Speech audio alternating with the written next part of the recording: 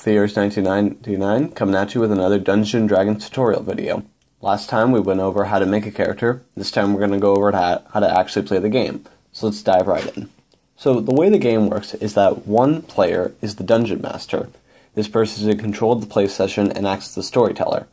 It's up to the DM to make or obtain a campaign for the other players to go through. The DM tells the players what is happening and then the players react to it.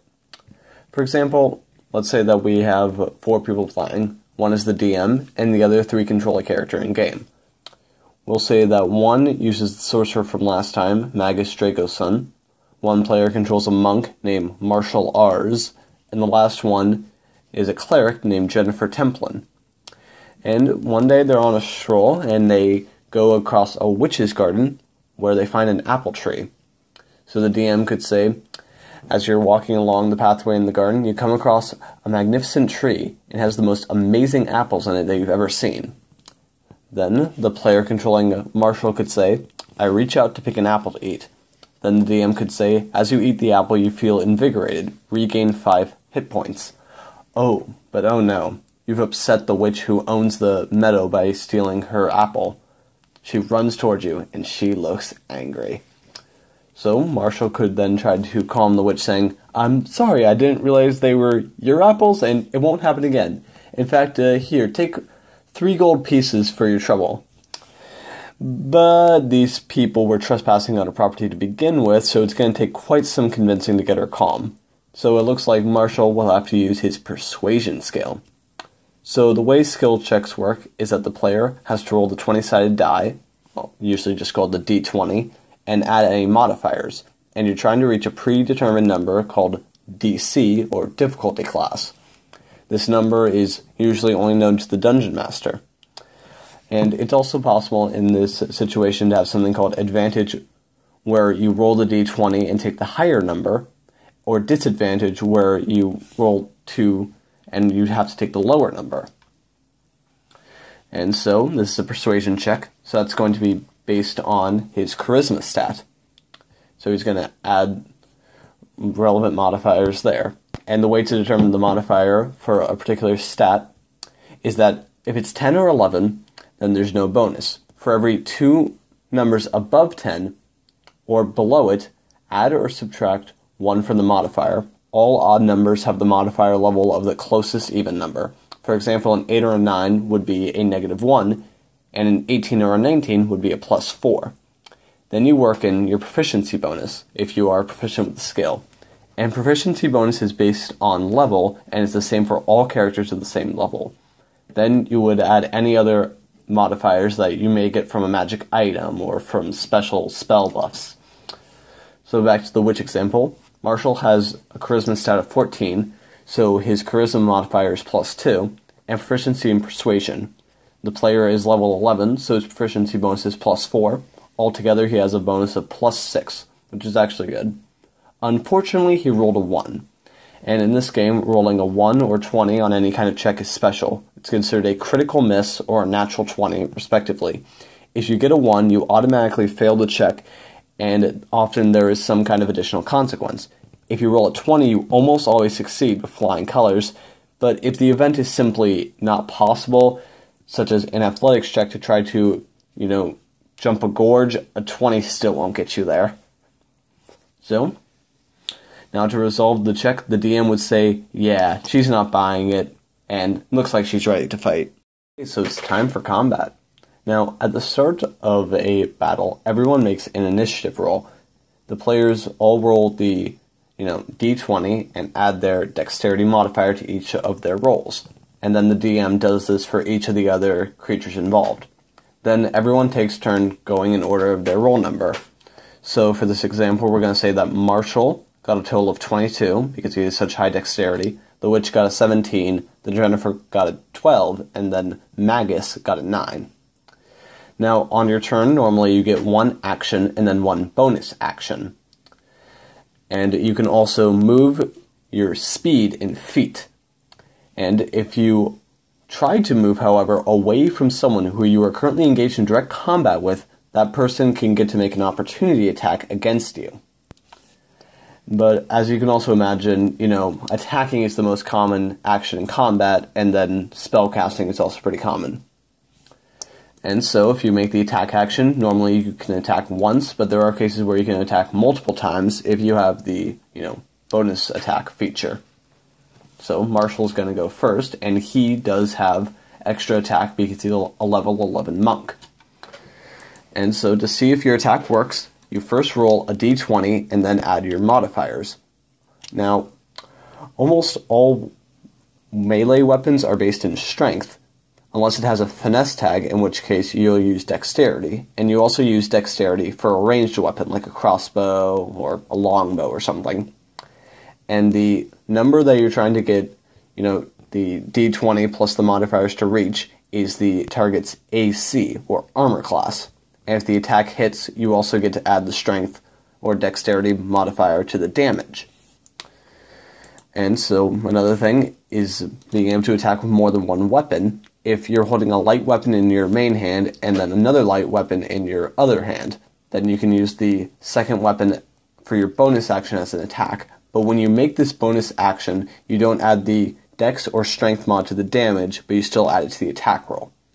As an example, he's going to be attacking with his short sword, which is a finesse weapon, so you can use dexterity, and his dexterity level is at 20. He's also proficient with short swords, and as we said earlier, his proficiency bonus is +4, so he'll add 9 to whatever he rolls the d20. But turns out he doesn't even need that high of a modifier, because he got a natural 20. And when this happens in combat, the attack hits no matter what, and it also doubles the number of dice that you roll when you're calculating damage. So normally a short sword does 1d6 damage, but now it does 2d6. One roll was a 3, the other was a 5, and then plus another 5 for the dexterity. So it does a total of 13 damage. As we said earlier, he gets 2 attacks. And so now he's going to use his short sword again, and this time he totals a 19 on his attack roll, and then does 7 for his damage. Now, for being a monk, he gets to make an unarmed strike as his offhand attack for a bonus action. And so the attack would do 1d8 because of his monk level. And so he makes the attack roll, and this time he has 17 to the attack roll, and so now he deals a total of 4 damage. And now, on the witch's turn, she's going to point her wand at the sorcerer Magus and going to cast Acid Splash. Now for this spell and several other offensive spells, rather than make the attack roll, the target must make what's called a saving throw. And they are trying to reach the spellcaster's save DC, which is equal to 8 plus the caster's proficiency bonus plus the spellcasting stat, which is either going to be Charisma, Wisdom, or Intelligence. In this case, it's a dexterity save, and he's trying to beat the 17. So he's going to roll the d20 and add the relevant modifier, and if the player is proficient in that particular saving throw, then he would add that proficiency bonus. So in his case, if this was a Constitution saving throw, he's proficient in that, so he would be able to add it. But in this case, he isn't because it's only dexterity. So he rolls an 8 and then adds his +1 of dexterity. And since that's a 9, that doesn't reach 17, so he doesn't make it. And the Acid Splash hits him for 3d6 damage because of the witch's level, which ends up becoming a total of 12 damage once the dice are rolled. Now, whenever you take damage, you take your current health and then subtract it by the damage number, as you can imagine. Then put the new number in the current health points box. And if that number ever reaches 0, you basically fall unconscious. And on your turn, you have to make death saving throws. This is a d20 roll with no modifiers. If you roll a 10 or higher, then you get 1 successful point towards it. But if you fail by a 9 or lower, then you get the failure mark. And if you get 3 successes, then you are stable at 0 health. You can't take any actions, and you still need to be healed, but you're safe for now. And if you get 3 failures, you die. If you roll a natural 20 for one of these rolls, you are immediately stabilized, and you start with 1 health point instead of 0. If you roll a 1, then it counts towards 2 failures. If attacked while unconscious, it also counts as a failed roll. After you go unconscious, keep going into the negative damage for the remaining damage of the attack. And if you reach a negative number with an absolute value equal to your max health, you die. So let's say you have 10 as your max health, and you're hit for an attack that does 20 damage. That would bring you down to 0 and then down to negative 10, killing you instantly. Now, another player can help you while you're in this unconscious state with a DC 10 medicine check, which is based on wisdom, or healing you. And if you're healed, start the healing from 0. Don't take any negative damage into account here.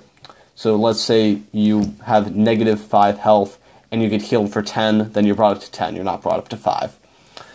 And we'll get more into death and resurrection and stuff like that in a future episode. Okay, so on your turn, there are other things you can do aside from just attacking and casting spells. For instance, you can try tying up something with rope or pushing a heavy object. And 3 special actions that you can make are called dash, dodge, or disengage. And dash is when you move twice your normal movement speed. Dodge is when you set yourself up so that any attacks against you have disadvantage until the start of your next turn, so they have to roll, the attack twice and take the lower result. And then disengage is when you run off without the opponent getting a chance for an opportunity attack, which, as I said earlier, they would normally have against you if you tried fleeing in the middle of combat. That's the basics of combat. Now, let's go back to skills. Each skill is based around a stat, and the only stat not to have an associated skill is Constitution, as it's more passive while the other ones are more active. Constitution checks do sometimes happen, and that would be something like if you need to hold your breath for an extended period of time.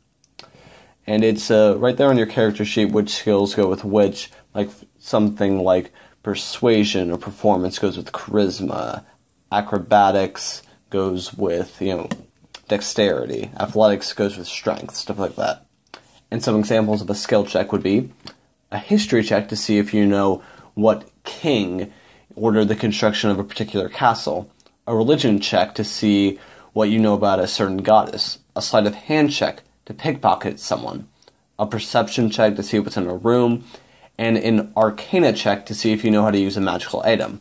Now, something I should say about arcana checks is that they're about recalling lore about magical forces, not detecting magic forces in the area. That is the purpose of the spell, Detect Magic. It's commonly misused in this way.